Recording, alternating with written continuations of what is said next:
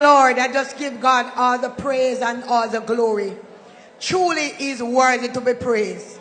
Today I'm standing on the authority. I'm standing with power. First I must greet the Holy Spirit who is the head of my life today. I should say for 7 years I made this a special time to come to Power of Faith. I just can't miss a moment of this since I came here. For 7 years, I was very sick. I live in the Grand Cayman Islands for 29 years. When you see me, I'm coming from the flight. I'm not living here. I always come from Cayman Islands because that's where I live. I'm a citizen. I have a status for Cayman Islands. That's where I live. For 7 years, I became very sick. Sick to the point where the doctor said, I will die. I'm going to die in 3 days. My ear fell off, my body started to deteriorate. Every flesh started to leave me. I was sick to the point where I lost hope, I lost faith. I gave up. My family turned against me. My husband turned against me. My children, everybody, my friends, nobody was standing with me but God. And I didn't know God had loved me this way. So I began to go to some churches for some prayer because I know I'm very sick and there's no church could have prayed for me. They said, the way I was sick, what I'm going through, if they pray for me, they're going to take it onto them. So therefore I couldn't get a prayer from no church. No church would pray for me. No church, absolutely no church. So I leave church and I begin to go to this man, this woman, that man, that woman, and I begin to go very wide. People can beg for me, people to give me things to put in my clothes, put on my hand, put on everywhere, and I begin to believe them because nobody could have helped me. So for this particular day, I went to this man. He charged me 150,000 Jamaican dollars to look after me. So when I went to him, he said, he given me a certain time, and I give him all the money, all the $150,000. And everything that he gave to me, I was so sick when I went back. I was sick more than how I went to him. And he said, I would get better, but it became worse. So when I reached to that point, I realized that was not the place. So I began to go to doctors now. I've been to doctors. Doctor gave up on me again. But I remember one thing though. I've been to the special doctor who gave me. He said, you will die in 3 days. That was his word. The last doctor I went to. He said 3 days. And it hit my heart. And this time, I said, death. I begin to wonder. My baby was very young. She was going to school.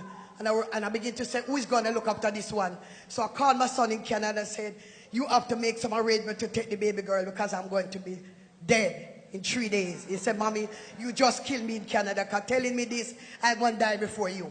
But anyway, when I went to the doctor said to me, one thing I must say to you, I see a purpose on you.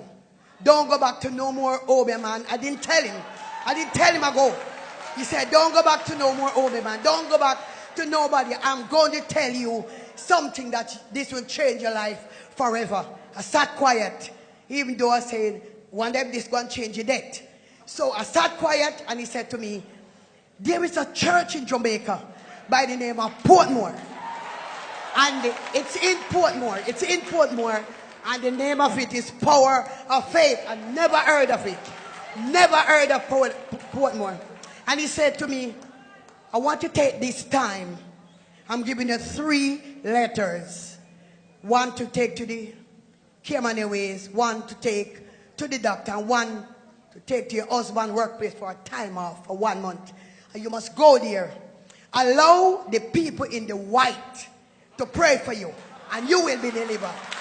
He said, remember I tell you, don't let anybody touch you but the people in white. And the man that is the bishop is a very good man. I've never heard anybody go to that church and die. And my hope started to feel so revived when I begin to say, I am not going to die. I shall live to declare the glory of God. And I begin, set myself out, get on the flight, came to Jamaica. When I came to Jamaica, it was a first Wednesday fasting. I remember quite vividly. And when I came to the door, it was down there. When I come in, I was so sick. And I was bending down. I was holding on. And Minister Petrova Davis was on there. She was right here. She was declaring something. And she's a worshiper. And when I heard it, she was a worshiper. She was worshiping. The whole church was on fire.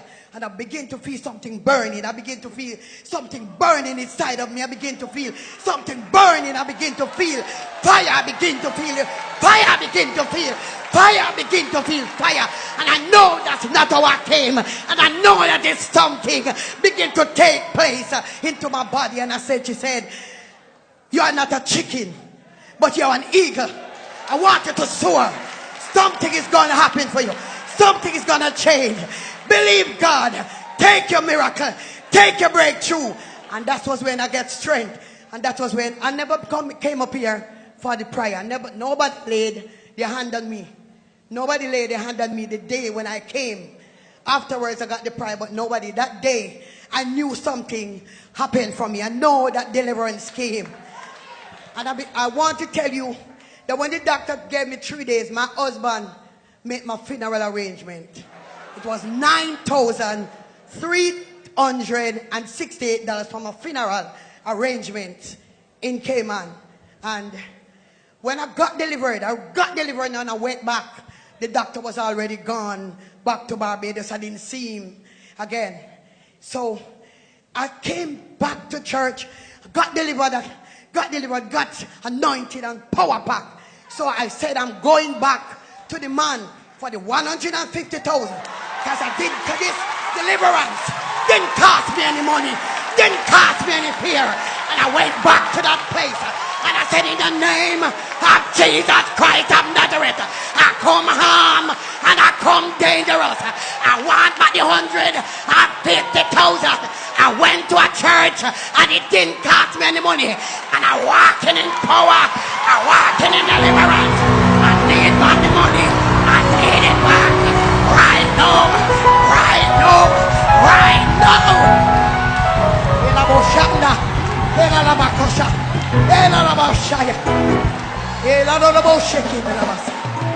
That day, the man went to the bank. He said, lady, I saw some white people came with you. Give me 5 minutes, I'm going to the bank. He went to the bank, pulled out the 150,000, gave me to my hands. But I threw it down. He threw it down first. And I said, I authorize you to take up that money. Count it, let me see. I put it back into my hands. He took it up, count it and put it back into my hands. And I leave there. And he sent two men had guns. And he said, go after her and eat her food. I didn't even know what it means. He said, go eat her food. And the men came after me. And when they came after me, they said, lady, he said, we should kill you and take the money. But give me they said, give me $8,000 to go buy food. We're hungry. I dropped the bag. And I said, take out $8,000 and give me the take out $8,000 and give me back the bag. And I went on my way. Me and my husband went. And when we went, I couldn't find him. He said, somebody have to tell the tales. He couldn't come with me.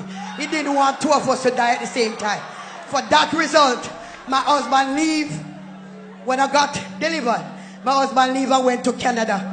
He stayed here for 5 years. After 2 years, I didn't hear from him. I didn't have no papers then. I was overstayed. They want to kick me off Grand Cayman Island and send me home. Nothing was recorded for me because he has the paper. He's a Caymanian.